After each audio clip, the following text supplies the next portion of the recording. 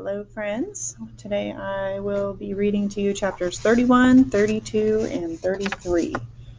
So, 31, Lots of Ways Home. So, did your mom tell you that we talked? Mr. Daniels asked. Yeah. I take a long breath, noticing that I can feel my own heart beating. I have to talk to you about something. This doesn't sound good. I need your help. You need my help? Yes, I do. You know how Miss Kessler gave you those tests? Yeah? Well, it appears you have dyslexia, which, like I said, makes learning to read difficult, but doesn't mean you're not bright. In fact, he says, half smiling like Travis, you're very bright, Allie. The tests show that too. I shifted my seat, but you will need some help with learning to read better, and we're going to get it for you. Thing is, it might take a little time. Sometimes the paperwork and the meetings around that take a while. Okay. You know how I said we can't play chess on Tuesdays or Thursdays? Well, that's because I'm taking classes to get a degree in special education. Basically, it's a degree to help me help kids like you. Kids who are smart but have learning differences. Smart. Learning differences. So I spoke with Miss Silver and Miss Kessler. He leans forward. And your mom, of course. And we were thinking that I could help you after school a couple times a week until you get into formal services here at school. I open my mouth, but he holds up his hands. I know, staying after school with me will be torture, but it would really help me out with projects and I have going on for my degree. You'll be doing me a huge favor, and I'll be so grateful, Allie. He leans forward. So, I swallow hard. I'm not dumb.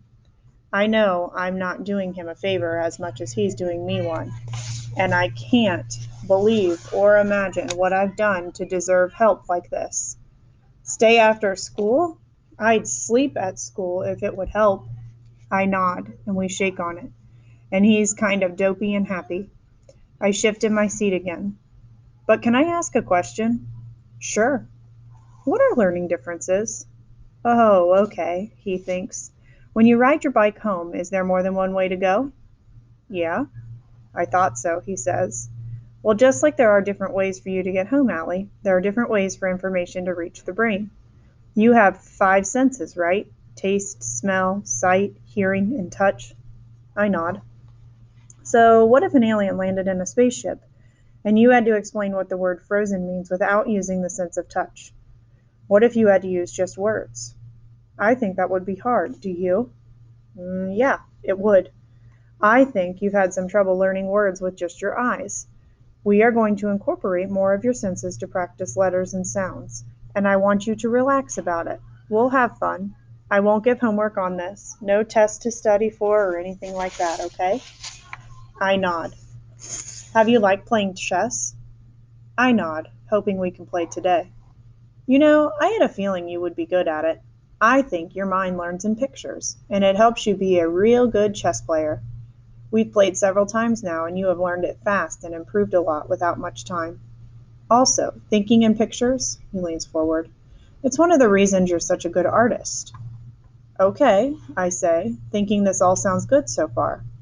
The only thing that worries me is that it won't work. I still won't be able to read. Good then, he says. We're going to practice writing letters, but we won't use paper and pencil. Then he pulls out a huge metal sheet and hands me a bottle of shaving cream.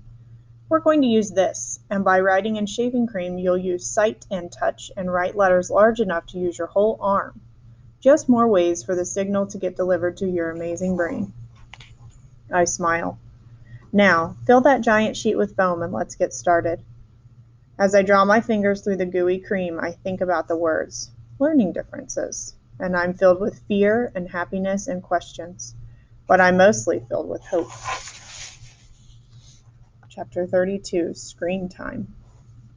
The day has been pretty good, and it just keeps coming. When I get outside, Mom and Travis are waiting for me in the car. We're going to head to a friend's house to use their computer to Skype with your dad, my mom says. We are all missing him so much, I thought it would be good. The screen flickers at first, but then there he is, in his tan fatigues. Daddy! I say, not able to hold it in and sounding like a little kid. Allie Bug, you're so big. How are you, sweetheart? I'm good, Daddy. How are you? I'm good, but homesick. I sure miss you guys. I think how there's a word for him missing home, but not for a word for us missing him. He holds up some pictures. I love the pictures you sent. I hang them up around my bunk, and other guys are jealous. He winks. I can tell that Mom wants to cry, but she doesn't. She says that being a soldier's wife means strong for him. She doesn't want to know how hard it is without him here. He has enough to worry about over there. I sometimes wish she would tell him. I sometimes wonder if he would come home if he knew. Good, Daddy, I miss you so much. I miss you too, honey. You know I do. How are things? More silver dollar days or wooden nickels? Some of each, I think, but more silver dollars lately. My teacher is cool. He is, and I can't even explain it in words. Great.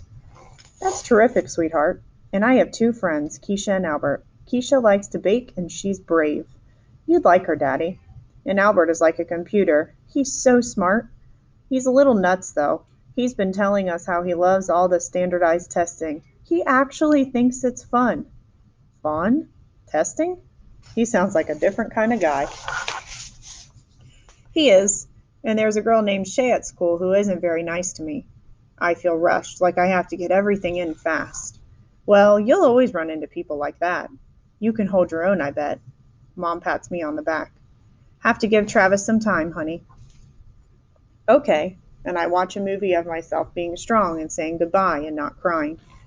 But I want to be able to step through that screen and wrap my arms around my daddy. It feels like a part of us all is missing and we won't be whole again until he's home. Hey, Dad says. Remember, Allie Bug, I love you. There isn't anything in the world I love more than you, your brother, and your mom. I nod. Travis sits down. Hey, son, how are the big plans coming? Not so great. What's going on? Nothing, Travis says. Come on, maybe I can help. Travis glances at Mom and me. Well, this new manager came in at the garage. The old guy used to tell me to do my thing, but this one hangs over me, always asking me to follow the specs in the manual. If I do something, he wants to know what page I looked it up on. I know how to work on different cars. I don't need to look it up. My dad takes a long, slow breath. Well, that does sound rough. Have you tried talking to the guy?